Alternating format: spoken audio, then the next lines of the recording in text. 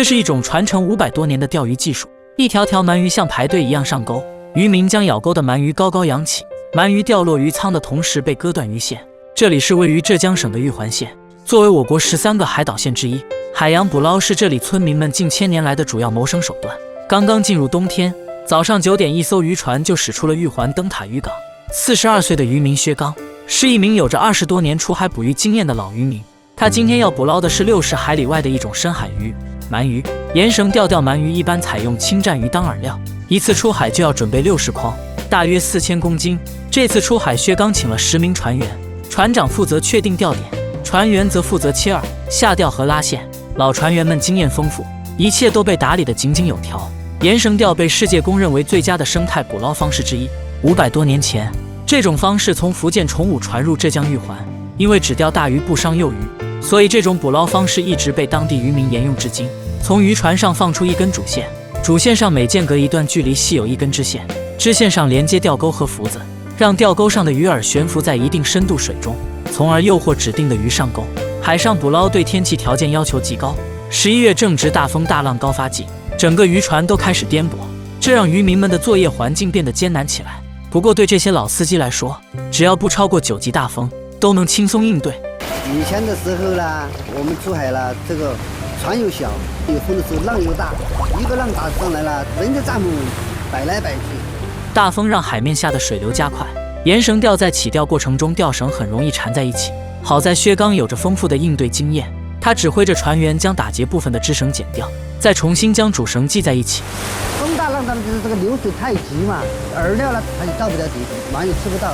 那个鳗鱼它就是在这个泥土里面，它就吃个头出来，它看见了它一下扣抓了咬住。强风过后，不仅渔获大减，渔具整理也极其麻烦，每次从下钓到起钓，持续时间长达7、8个小时。船员们需要就在现场快速制作钓具，紧接着准备饵料开始投放。第一位鳗鱼选手终于上钩，紧紧咬着鱼饵，被带了上来。如果运气好进了鱼窝子，那就可以享受连竿的感觉。渔民们恪守祖辈们的训诫，始终坚持用这种传统捕鱼方式钓鱼，尊重自然，从大海适当索取。沿绳钓需要随鱼情作业，合适的机会稍纵即逝，赶上鱼情好，渔民们会连夜下钓。出海10天后，原计划是返航的日子，早先准备的4000公斤清战鱼饵料已经用完。面对难得的好天气和捕捞点，船长决定请人送来饵料，延期回港。很快有船就送来了饵料，船员们紧锣密鼓地忙活起来。当下正值出海的黄金期，渔船都相继出海，经常会出现互相干扰，意外再次出现，鱼线勾住了别人的断网。